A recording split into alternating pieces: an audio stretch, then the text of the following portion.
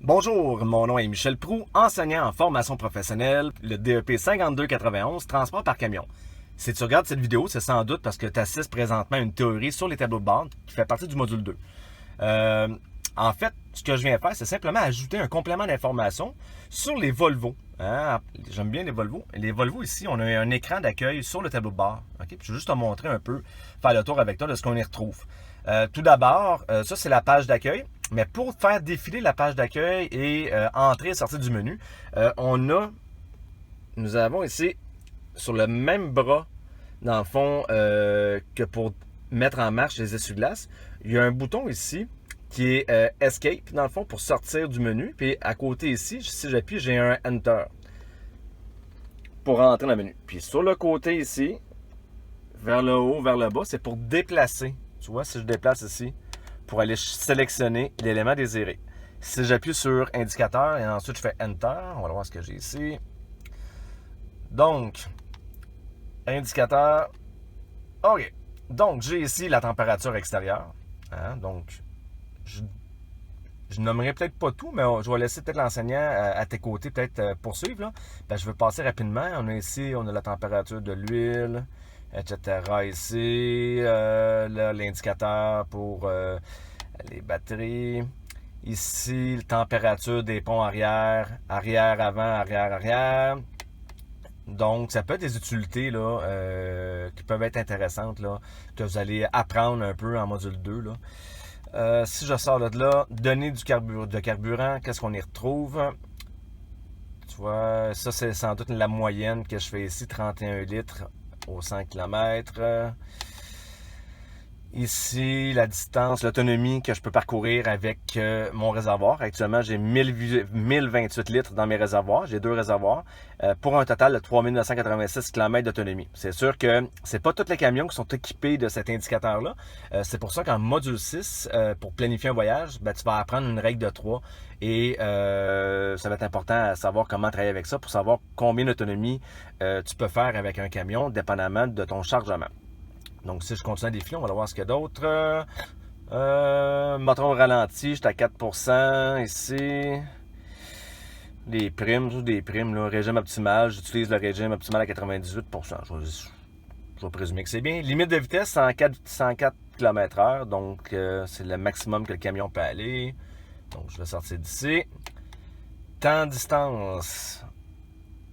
Bon, no iPhone, OK. On va sortir de là. OK, ça, c'est si je veux me donner... j'aurais pu faire, disons, savoir combien de distance que j'ai parcouru. Un peu comme avec la voiture, là, on va mettre l'odomètre à 0 pour savoir combien de kilomètres que j'ai fait. OK? Et en combien de temps. J'aurais pu faire ça. Système de dépollution ici. Démarrage de régénération parking. C'est-à-dire, tu vas apprendre dans une théorie en module 2, tu vas apprendre le système de régénération. Donc, pour le partir, j'appliquerai ici. Je le ferai pas parce que j'en ai pas besoin. L'état, ici, l'état, en fait, ATS, je ne sais pas ce que ça veut dire, mais ça va me donner, en fait, je vais être capable d'aller chercher... Ah, c'est ça, je veux. C'est le niveau de suie dans mon tuyau d'échappement, dans mon filtre à particules. Donc, on voit là, c'est quand même assez raisonnable parce que dans le fond, les particules fines se brûlent au fur et à mesure que je roule. Donc, c'est pour ça que j'ai pas besoin. Faut pas qu'il dépasse la flèche, si je me trompe pas qu'il est là. Sinon, ça commence à être un petit peu lourd. Là. Mais c'est ça. Donc, je vais sortir d'ici. Est-ce que j'ai d'autres choses? Volvo Link. Ça, c'est si j'ai un message de Volvo. Aucun message. On va sortir de là. Si je veux envoyer un message, autre info. Je vais avoir des infos. Ouais, en fait, je pense que c'est sur mes données GPS, là, mais je pense pas que j'ai besoin de ça. La latitude, longitude, là. On n'a pas vraiment besoin de ça, mais sache que ça peut être intéressant à savoir. J'ai tout autre chose? Non. On sort du menu. Afficheur. En fait, panneau de nuit, si je veux avoir un affichage plus de nuit comme ça. Affichage favori. Ça, c'est bon. Éclairage de fond, un peu le même principe, on peut avoir plus foncé, plus pâle. Donc, c'est pas mal les touches qu'on peut retrouver, là, réglage d'affichage. Donc, c'est pas mal des touches qu'on peut retrouver là, sur le tableau de bord, ici dans l'écran d'accueil d'un Volvo. J'ai tout autre chose. Je pense pas. Afficheur, message véhicule. aucun message. J'aurais pas à avoir un message. Par exemple, hier, j'avais un message qui me disait que mon niveau de carburant était très bas. Il me restait environ 100 litres de diesel et il m'a envoyé un message. Mise à zéro, c'est si je veux faire mise à zéro des données, genre, je le ferai pas. Donc, on peut configurer, etc. Donc, je pense qu'on peut...